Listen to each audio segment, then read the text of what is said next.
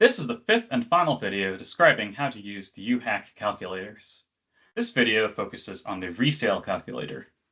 Use the resale calculator to calculate the maximum sale price of an affordable ownership unit that is being resold.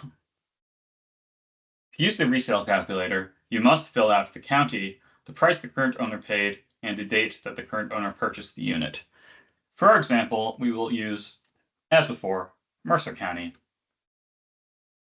We will use $100,000 as the price that the current owner paid, and we will say that they purchased the unit 20 years ago. The date of resale field is optional. If you do not enter anything here, then the calculator will simply use the current date. After filling out those three required parameters, you will see below the different sale prices over the history of the unit, and the applicable adjusted sale price will be highlighted in green, as well as the maximum refinance amount.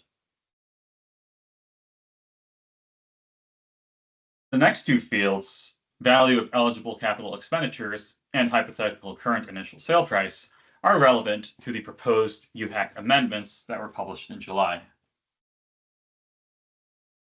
If you are calculating the resale price under the existing UHAC rules, simply leave these two cells blank.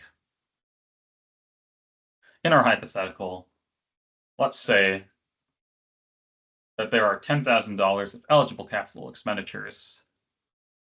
And we can also say that the hypothetical current initial sale price.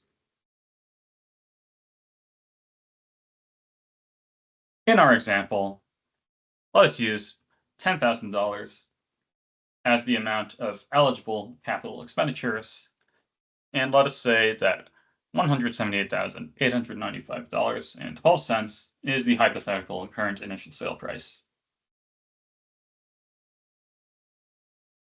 After you have filled out the resale calculator, cell H12 will show you the final maximum resale price, and cell H11 will show you the specific type of increase that is applicable to the unit.